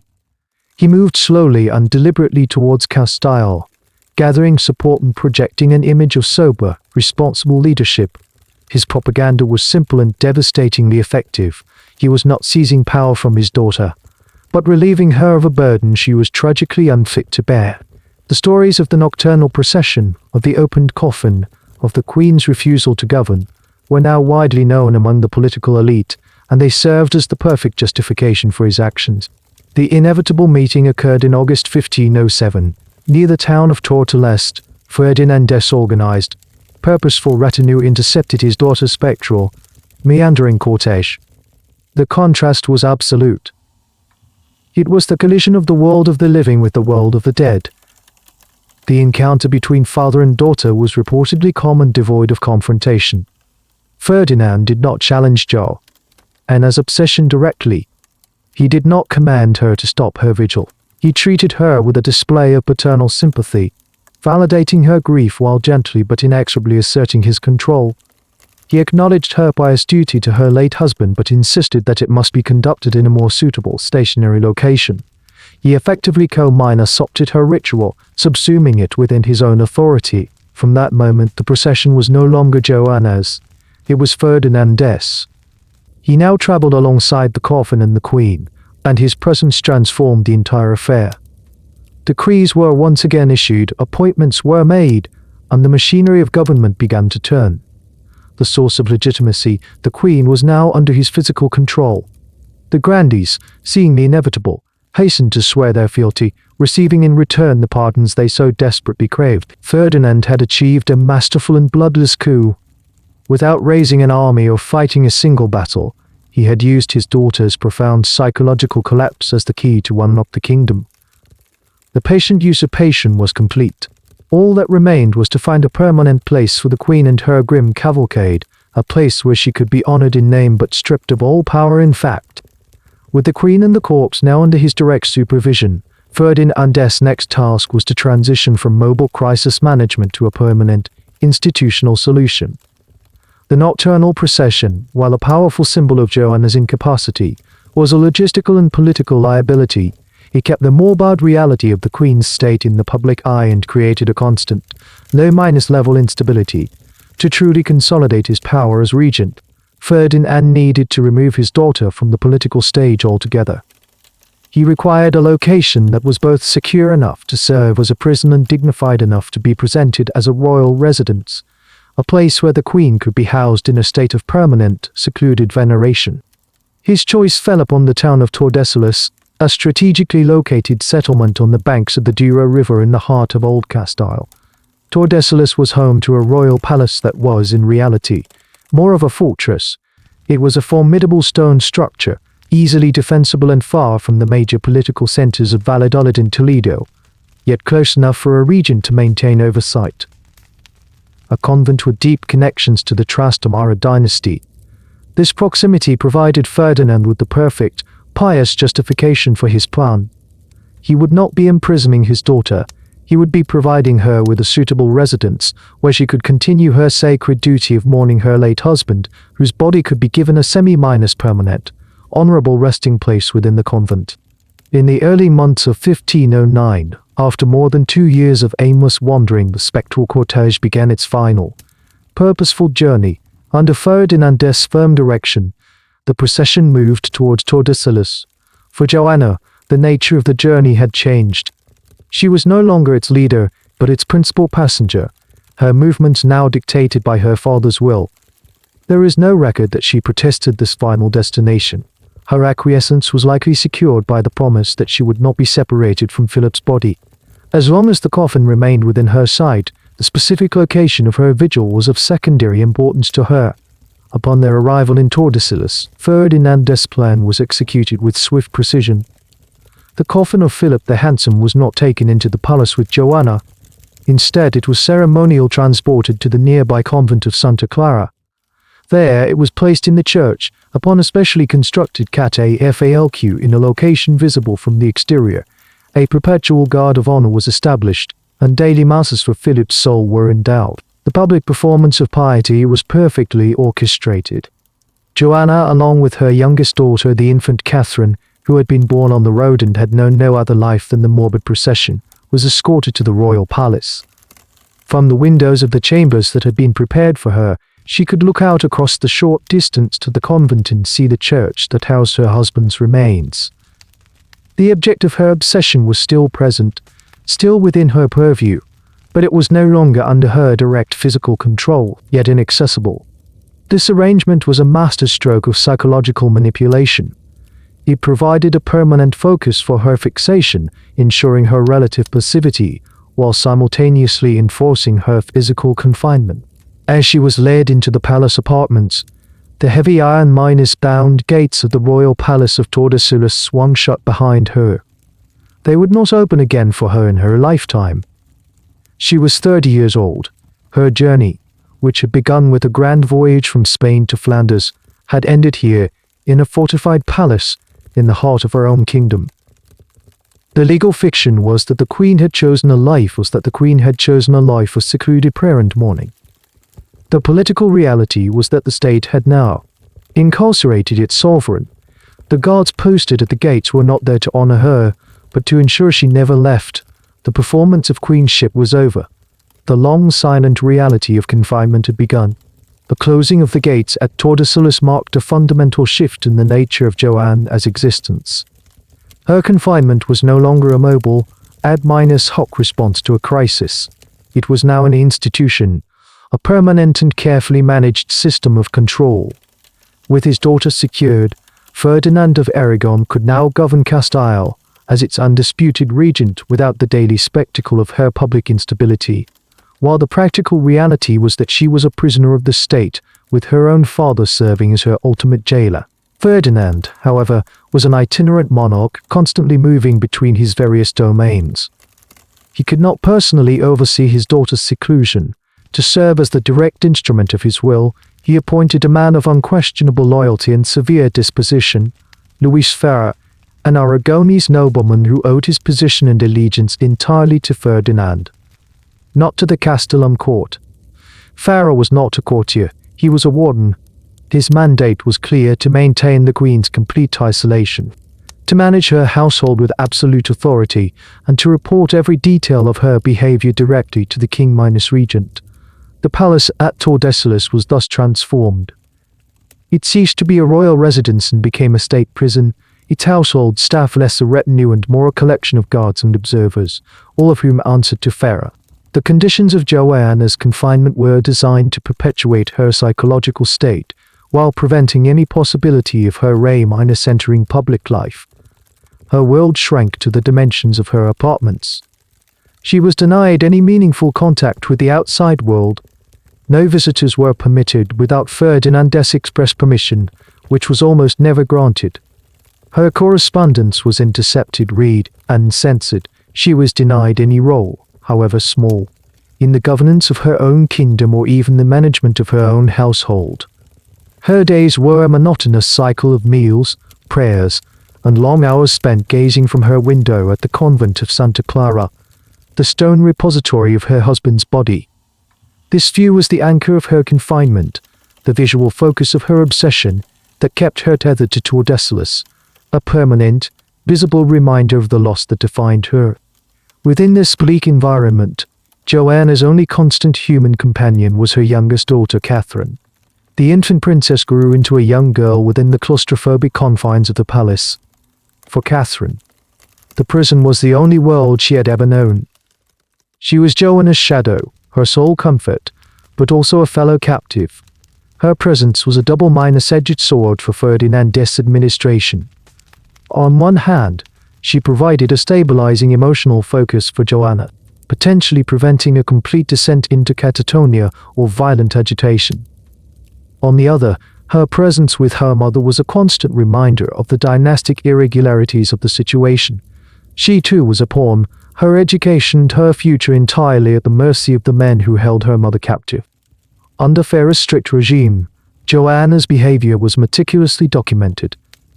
Any deviation from passivity, any expression of anger at her treatment, any moment of lucidity in which she demanded her rights as queen, was recorded not as a rational response to imprisonment, but as another symptom of her underlying madness. Her moments of distress were amplified in reports to Ferdinand, while any periods of calm or rationality were minimized or ignored. The narrative of Juana la Loca was actively maintained and curated, a necessary piece of state propaganda to justify the ongoing regency. Ferrer reportedly employed methods of control that bordered on outright cruelty, using psychological torment and physical deprivations to manage his royal charge, all under the guise of necessary discipline for her own good. For 7 years, from 1509 to 1516, this grim equilibrium held. Ferdinand ruled Spain, successfully navigating the treacherous currents of European politics and expanding his territories in Italy. In Tordesillas, his daughter, the rightful Queen of Castile, remained a ghost, a name on a legal document, her existence a carefully guarded secret. She was fed, clothed, and observed, a living relic housed in a fortress minus palace, her only connection to her past a view of a tomb. The father had effectively entombed his daughter, sacrificing her life and her sanity on the altar of political stability. But Ferdinand, like all men, was mortal. His death would bring an end to this chapter of Joanna's confinement, but it would not bring her freedom. It would only deliver her into the hands of a new jailer, one with an even greater claim to the throne she nominally held, her own son. The death of Ferdinand of Aragon on January 23, 1516, created a second power vacuum in the Spanish kingdoms. His final will and testament was a document born of the same pragmatic, unsentimental statecraft that had defined his entire reign. It named Joanna, his daughter, as his successor to the crown of Aragon, thus legally uniting the entirety of Spain under her single, nominal authority. However, just as Isabella's will had contained a crucial codicil, Ferdinand's included a provision of equal consequence. It appointed his grandson, Charles of Ghent, Joanna's eldest son, then residing in Flanders, as the governor and administrator of all her realms until she was able to rule in her own right. The term was a legal euphemism. It was an explicit transfer of all governing power, effectively naming Charles as regent for both Castile and Aragon. The father had passed the mantle of his daughter's keeper directly to her son. The immediate transition was once again managed by Cardinal Cisneros, who assumed a second regency, holding the kingdom together while awaiting the arrival of the new king from the north. For more than a year and a half, Charles remained in the Low Countries, consolidating his Burgundian inheritance and negotiating the complex diplomatic arrangements for his journey. He was a young man of 17, raised entirely in the Burgundian court, who spoke no Castellan and Burgundian court, who spoke no Castellan and had only the vaguest, most abstract understanding of the kingdoms he was about to inherit. To the Spanish nobility and populace, he was a foreigner, the son of the unpopular Philip the Handsome. His claim to rule was derived entirely from his mother, the captive queen. In September of 1517, Charles finally landed in Spain. One of his first and most pressing obligations was to travel to Tordesillas. This was not a sentimental journey to be reunited with a long-lost mother he barely remembered. It was an act of profound political necessity. To secure his own legitimacy, he needed to meet with the de jure source of all his authority. The encounter, which took place in November 1517, was a carefully staged-managed piece of constitutional theatre. Accompanied by his sister Eleanor, was led into the dark, sparsely furnished apartments where his mother had been confined for nearly a decade. He was meeting a woman of 30-8 who had not seen him since he was an infant. She, in turn, was confronted with a tall, serious, Habsburg-jawed young man who was a stranger to her, yet who held her entire fate in his hands. The details of their conversations are not fully known, but the outcome was decisive. Charles and his advisors observed a woman who was emotionally volatile, often disoriented, and still fixated on the memory of her long-dead husband. Whether her state was the result of an inherent condition or the predictable consequence of a decade of traumatic grief and solitary confinement was, for Charles, a moot point. What he saw was a woman who could not possibly govern a vast and complex empire. What he saw was a political liability. A free and lucid Joanna, asserting her rights as queen proprietor, would be a catastrophic threat to his own ambitions. Her claim was unquestionably superior to his.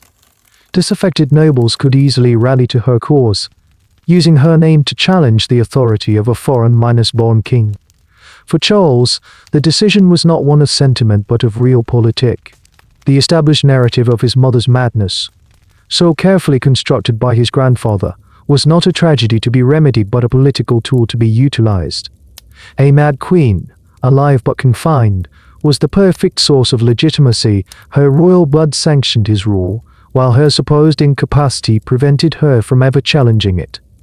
He determined that the policy of confinement would not be reversed. It would be continued and reinforced. Before leaving Tordesillas, he secured what he needed, a document, ostensibly signed by Joanna, authorizing him to govern as co-ruler. With this legal sanction in hand, he then proceeded to the Cortes of Castile and Valladolid, where, through a combination of bribery and intimidation, he compelled the Parliament to formally recognize him not as regent, but as King of Castile, ruling jointly with his mother. All royal decrees would be issued in the names of both Queen Joanna and King Charles. To ensure the continuation of her imprisonment, Charles dismissed his grandfather's warden, Luis Ferrer, and appointed a Castellan nobleman of high rank, the Marquis of Denia, Bernardo de Sandoval y Rojas. The change was cosmetic. The Marquis's instructions were even stricter than his predecessors. He was to keep the Queen in absolute isolation, to prevent any and all unauthorized communication, and to actively use whatever pressure was necessary to manage her behavior. The transition was complete. The father's regency had been seamlessly replaced by the son's co-rule, a legal fiction that masked an identical reality. For Joanna, the name of her jailer had changed, but the walls of her prison remained the same. The system of control established by Charles was, in its design, a direct continuation of his grandfather's.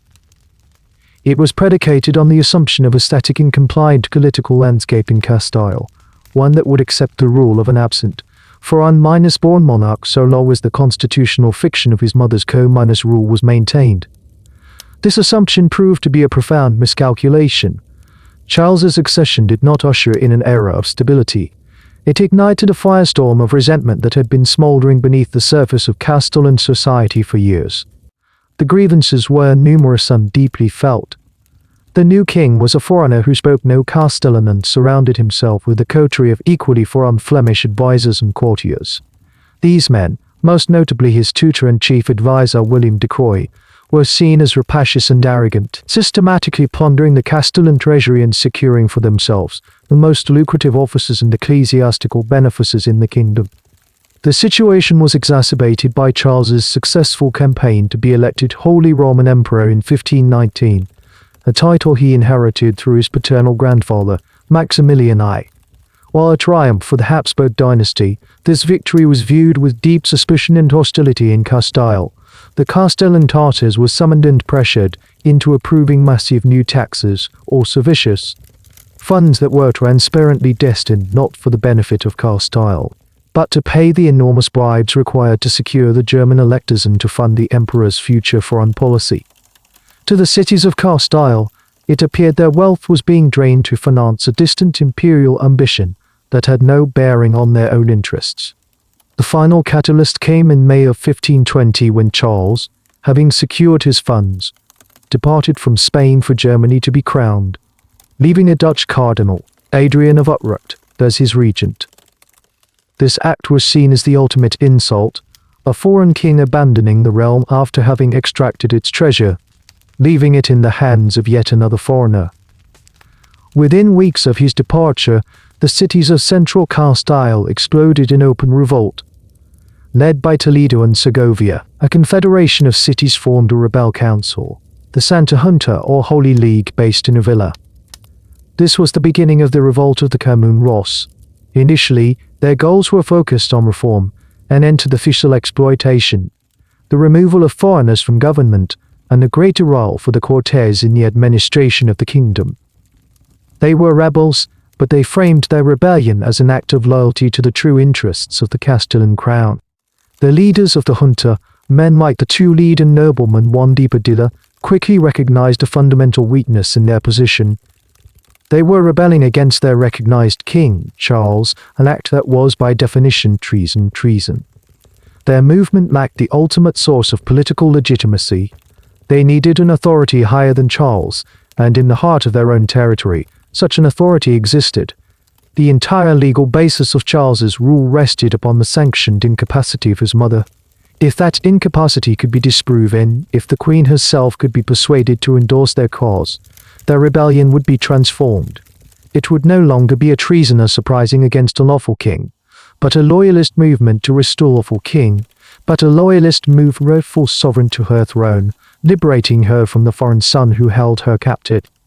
In August of 1520, the Comunero army marched on Tordesillas.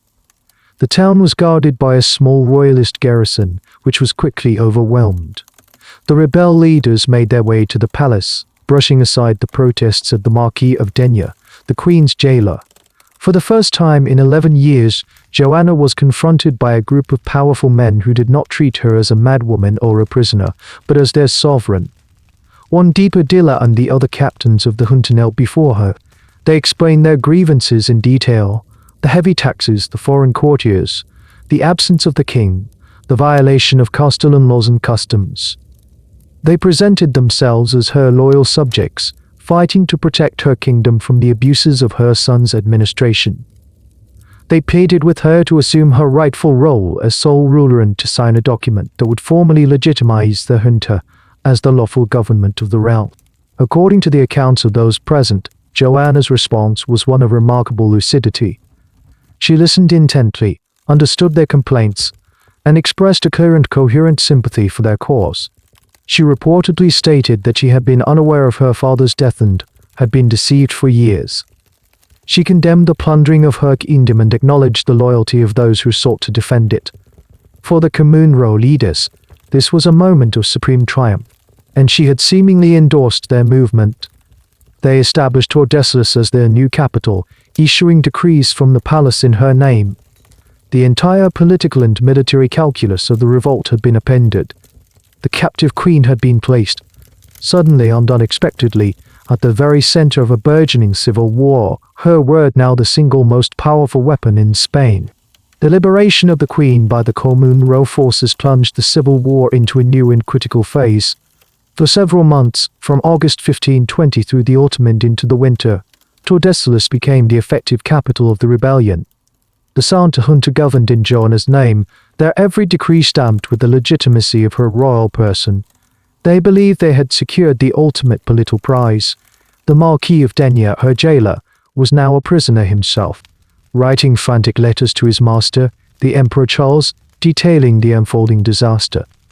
The royalist forces, led by the regent Adrian of Utrecht and the Constable of Castile, were in disarray, their authority fundamentally undermined. The entire success or failure of the Comunero was now rested on a single, crucial action: securing the Queen's formal, written signature on the documents that would declare Charles a usurper and the junta the legal government of the realm.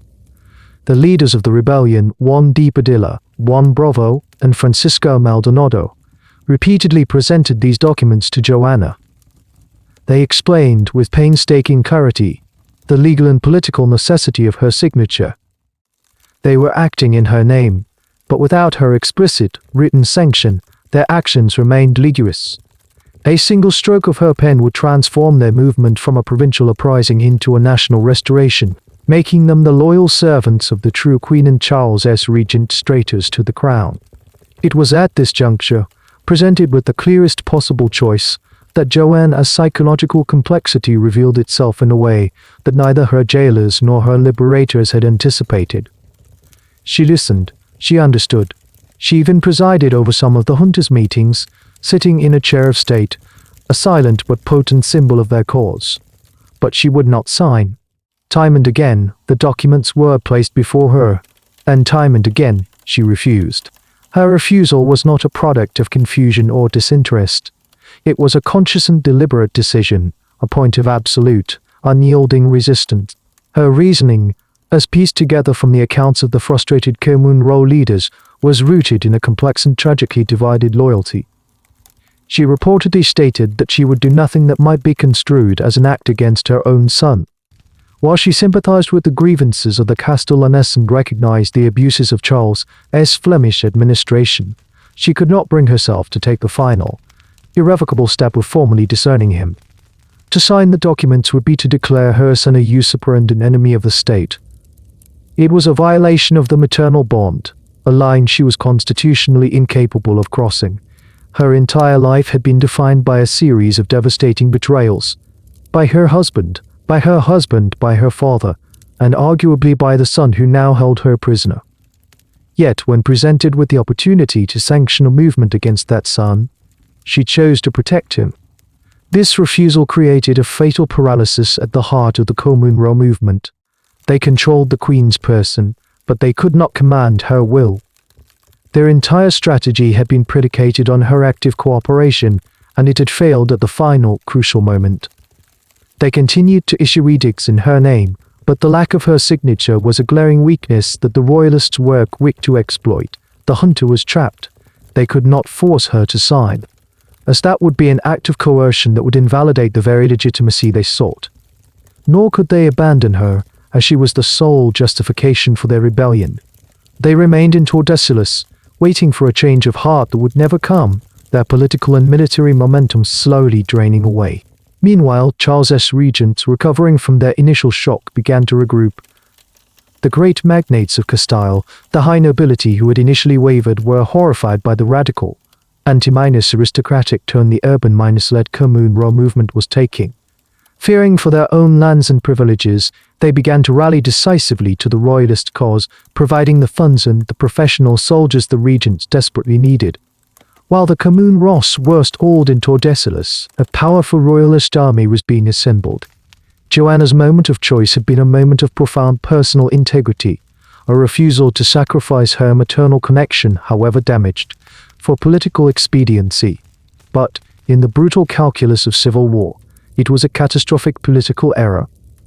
By refusing to sign, she had inadvertently protected the son who had imprisoned her and doomed the only people who had ever offered her freedom. Her inaction was, in its own way, the most decisive act of the entire conflict. She had been handed the power to remake her own destiny and that of her kingdom, and in a final, tragic assertion of her own complex will, she had refused to wield it. The strategic paralysis of the Commune Row movement, a direct result of Joanna's refusal to grant them her signature, provided the royalist faction with the critical time it needed to mount a decisive counter-offensive. Throughout the winter of 1521, the royal army, bolstered by the wealth and private armies of the Castellan grandees, grew in strength and confidence. In early December 1520, they struck their first major blow. While the main Commune Row forces under Juan de Padilla were engaged in a siege elsewhere, the royalist army marched on the rebels' lightly defended capital, Tordesillas.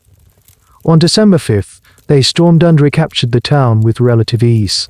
For Joanna, this event marked the abrupt and violent end of her brief, surreal interlude of quasi-minus freedom. The Commune Row leaders who had treated her as their queen were scattered, fleeing for their lives. She was once again in the hands of her son's agents. The Marquis of Denia, her former jailer, was immediately restored to his post, his authority now backed by the full might of the royal army, the silence of her confinement descending with an added finality. She had been offered a chance to escape her prison and had, through her own complex inaction, become a prisoner once more. The recapture of Tordesillas was a devastating blow to the Commune Ross, but it was not the end of the war. The rebellion continued for several more months, fueled by a mixture of desperation and radical fervor. However, with the loss their single greatest claim to legitimacy, they were no longer the restorers of the rightful monarch, they were simply rebels fighting against the overwhelming power of the established order. The final, decisive confrontation came on April 23, at the Battle of Villalar. On a rain-soaked plain, the Commune Row army, outmaneuvered and outnumbered, was utterly crushed by the superior cavalry of the royalist forces. The principal leaders Padilla Bravo and Maldonado were captured and, on the following day, summarily executed. The revolt of the Commune Ross was over. In the aftermath, the retribution of the crown was systematic and severe. Hundreds of rebels were executed, and the cities that had formed the junta were stripped of their ancient privileges and subjected to heavy fines. Charles, now the undisputed master of a pacified Castile, had learned a crucial lesson. His foreign ways had provoked the rebellion. He would now endeavor to become a Spanish king. But for his mother, the outcome of the war brought no reprieve. It sealed her fate in the most absolute and permanent way imaginable. The Marquis of Denia, now firmly reinstalled, held a deepened personal resentment for the trouble she had caused. He and the other royalists viewed her lucid and sympathetic reception of the rebels not as a sign of sanity, but as the ultimate betrayal. She had colluded with traitors against her own son.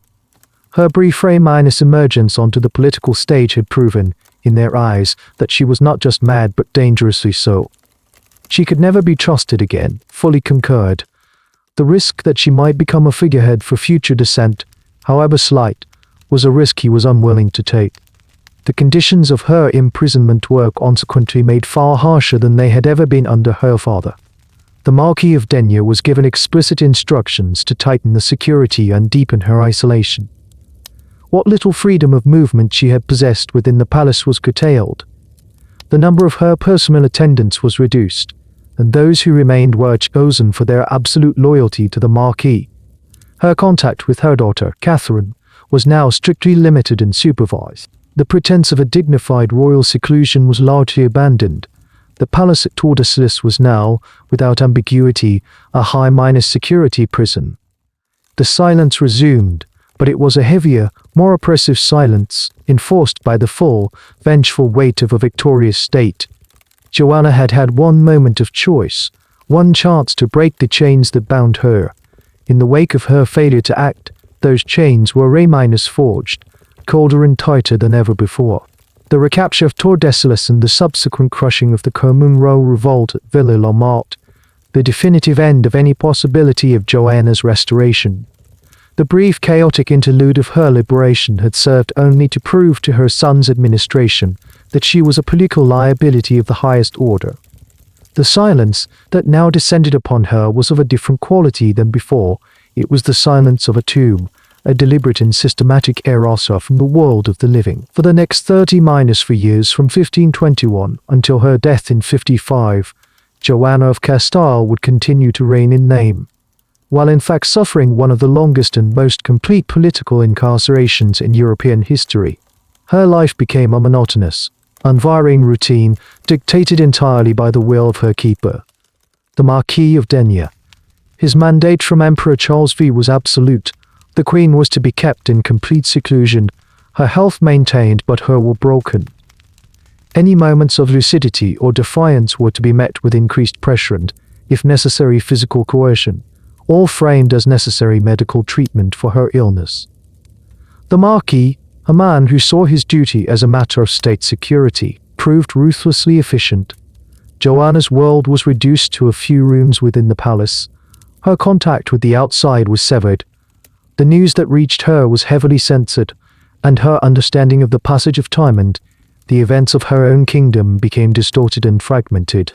The most significant event of this long decline was the removal of her last human comfort. In 1525, her youngest daughter, Catherine, who had been her constant companion in captivity, was removed from Tordesillas. Catherine was now a valuable pawn in the European marriage market, and Charles arranged her marriage to King John II of Portugal. For Joanna, the departure of the daughter who had shared her imprisonment since birth was the final, devastating act of isolation, completely alone, surrounded only by the guards and attendants who were agents of her son. While Joanna's existence was defined by this profound stasis, the world outside her prison walls was being reshaped by the very son who had ordered her confinement. The reign of Charles V was one of relentless dynamism and global consequence. From her silent rooms in Tordesillas, Joanna was the nominal queen of an empire upon which the sun never set. It was in her name that Hernan Cortes conquered the Aztec Empire and Francisco Pizarro toppled the Incas in Peru. It was her armies that fought the French in Italy, sacked Rome in 1527, and held back the Ottoman Turks at the gates of Vienna in 1529. It was in her realm that the Protestant Reformation erupted, challenging the very foundations of the Catholic faith she had been raised to defend. The great dramas of the 16th century, the exploration of the New World, the wars of religion, the struggle for European hegemony, all unfolded under the authority of a phantom queen who knew nothing of them, her signature a rubber stamp applied to documents she never saw. The reports of the Marquis of Denia from this period paint a grim picture of her psychological and physical deterioration. Deprived of all meaningful stimulus and human connection, her mind retreated further into its own tortured landscape. Her religious devotion became extreme, interspersed with a deep and abiding paranoia. She developed a conviction that the nuns in the adjacent convent of Santa Clara were trying to poison her or were possessed by demons. And she would refuse to eat or change her clothes for long periods. There were still flashes of the old fire, moments of lucidity, where she would rage against her captivity, declaring herself the true queen and demanding to be set free. But these outbursts were increasingly rare, dismissed by her keepers as further symptoms of her madness. The slow, grinding abrasion of time was achieving what no political maneuver could, the complete erosion of her identity. She outlived almost everyone who had shaped her tragic destiny. Her sister, Catherine of Aragon, died in England in 1536, disgraced and cast aside by Henry VII. Her son, the Emperor Charles V, weary from a lifetime of war and draw, began to contemplate his own abdication. In all those years, he visited his mother only a handful of times, each visit a brief, formal, and uncomfortable duty. Their relationship remained one of constitutional necessity, devoid of any genuine filial connection. He was the emperor of the world. She was the secret at the heart of his power, a living ghost whose continued existence was both the foundation of his legitimacy and a constant, nagging threat. For 4 decades, the great empire of Spain was ruled in the name of a woman who sat in a darkened room, her reality bounded by 4 stone walls and the ghosts of a life that had been stolen from her. By the early 1552s, the physical reality of Joanna's existence had entered its final stage of decay. Decades of confinement, psychological stress, and self-minus neglect had taken an irreversible toll on her body. The woman who now inhabited the cold apartments at Tordesillas was a frail, elderly figure, often bedridden, her mind a fragmented landscape of memories, paranoia, and fleeting moments of acute lucidity. The Marquis of Denia had died, and his grandson had inherited the role of keeper, the third generation of the Sandoval family to preside over the Queen's long imprisonment. The world had moved on, but in this one guarded palace, time had been suspended for nearly half a century. In 1554, her son, the Emperor Charles V, now weary of his vast responsibilities, and contemplating his own abdication and retirement to a monastery, came to Tordesillas to see his mother one last time. He was accompanied by his own heir, Joanna's grandson, the future Philip II of Spain. It was a meeting of three generations of Spanish sovereigns, a somber and almost surreal tableau. Charles, the aging emperor, and Philip, the prince on the cusp of inheriting the world's greatest empire, stood before the withered matriarch from whom all their legal authority flowed. By all accounts, the meeting was brief and strained. Joanna was largely incoherent, her connection to the world around her severed beyond repair. For Charles, it was likely a final, necessary act of closure, a last look at the foundation upon which his entire reign had been built and the immense human cost it had required. Shortly after this final visit, Joanna's physical health collapsed completely. Her legs became ulcerated, and she was unable to leave her bed, which was reportedly in a squalid state, due to her refusal to allow attendants to clean or change the linens. A fever set in, and it became clear to her keepers that the end was near. In her final days, a young Jesuit priest, the future Saint Francis Borgia, was dispatched to Tordesillas to provide her with the last rites.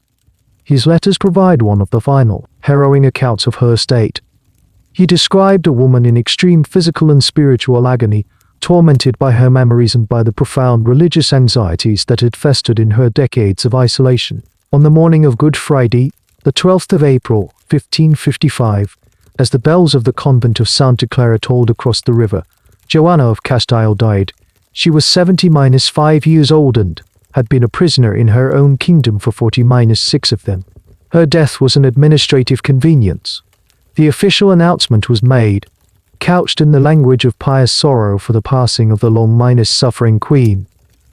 Her body was initially interred in a simple vault within the convent of Santa Clara, a stone's throw from the palace that had been her prison. The body of her husband, Philip the Handsome, which had lain in its own casket within the same convent church for 40-9 years, was finally moved to join her. With her death, the final legal ambiguity of Charles's rule was erased. He was now, for a brief period before his own abdication, the sole and undisputed monarch of all the Spanish kingdoms. The elaborate fiction of a co-minus rule could be dispensed with. The official narrative was now set in stone.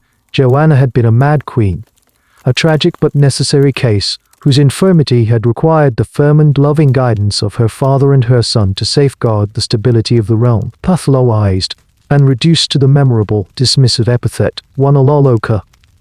The complex reality of her passionate nature, her profound grief, and the systematic, politically motivated campaign to delegitimize and imprison her were buried with her body, smoothed over by the official histories written by the victors. The Phantom Queen was finally laid to rest, her reign officially over, her name now a permanent byword for royal madness. Her story in the end is not merely about a queen who descended into madness, but about the collision of a singular, intense personality with the impersonal, ruthless machinery of the state. It is a study in how power defines reality, how a narrative, once established, can become a prison as real as any stone wall. Was she truly mad, or was she a woman of profound, perhaps overwhelming, passions in an age that had no place for a queen who felt too much? Was her obsessive love a sickness, or was it the only rational response to a world of arranged marriage and dynastic betrayal? The men who ruled in her name, her father, her husband, her son, all had their reasons. They sought stability, they consolidated power, they built an empire. Their version of events is the one that has echoed down the centuries. But in the silence of her 46-year confinement, a different truth may lie buried, a testament to a will that, in its own tragic way, never truly broke. Their voices were silenced long ago. By telling their story, we give them one final echo. Let us honor it. Goodbye.